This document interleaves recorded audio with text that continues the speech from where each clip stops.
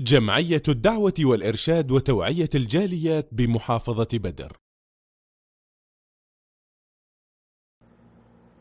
আসসালামু আলাইকুম রহমতুল্লাহি ওবারাকাত।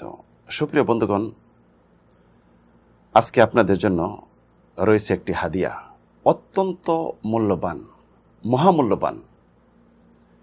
এই পৃথিবী এবং পৃথিবীর মাঝে যা কিছু আছে সব থেকেও এটি মূল্যবান। এটি একটি চিকিৎসা, মহামূল্যবান চিকিৎসা, অত্যন্ত ফলপ্রসূ চিকিৎসা।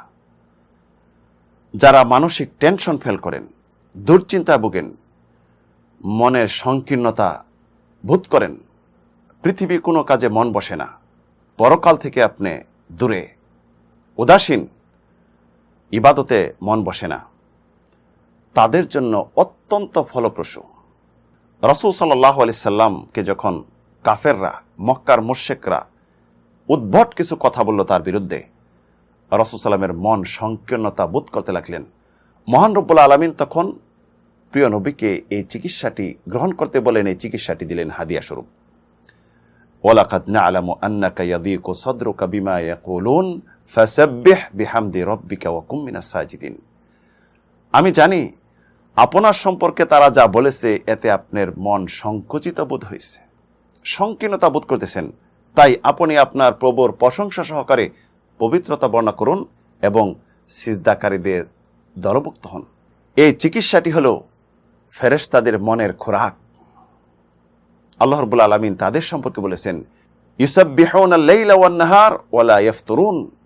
তারা সকাল সন্ধ্যায় 24 ঘন্টা সব সময় অবিরাম তাসবিহ তাহলিল করতেছে মহান সত্তার। কখনো তারা ক্লান্তিও বোধ করে না এবং অমনোযোগী হচ্ছে না। এই মহামূল্যবান হাদিয়া, উপহার, চিকিৎসা সকলেই জানি, কিন্তু আমরা এর আমল বা এর প্রয়োগ জানি না। ইমাম বুখারী, মুসলিম হাদিস বর্ণনা করেছেন আবু হুরায়রা রাদিয়াল্লাহু আনহু থেকে, রাসূল সাল্লাল্লাহু আলাইহি ওয়াসাল্লাম ইরশাদ করেছেন হাদিয়াটা সম্পর্কে, কালিমাতানি হাবিবাতানি ইলার রহমান। দুটি কথা, দুটি শব্দ আল্লাহ রাব্বুল আলামিনের নিকট অত্যন্ত প্রিয়, তিনি অত্যন্ত পছন্দ করেন। খাফিফাতানি আলাল লিসান, মুখে বলতে অত্যন্ত সহজ, খুবই হালকা, কিন্তু সাকিলাতানি ফিল মিজান, নেকির পাল্লা অত্যন্ত ভারী হবে।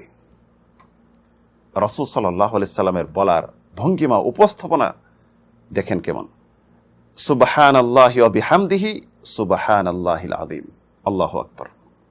দেখেন, এই বাক্য সকলেই আমরা জানি, সকলেই পড়ি, কিন্তু মন থেকে না, এটা চিকিৎসা হিসাবে নয়।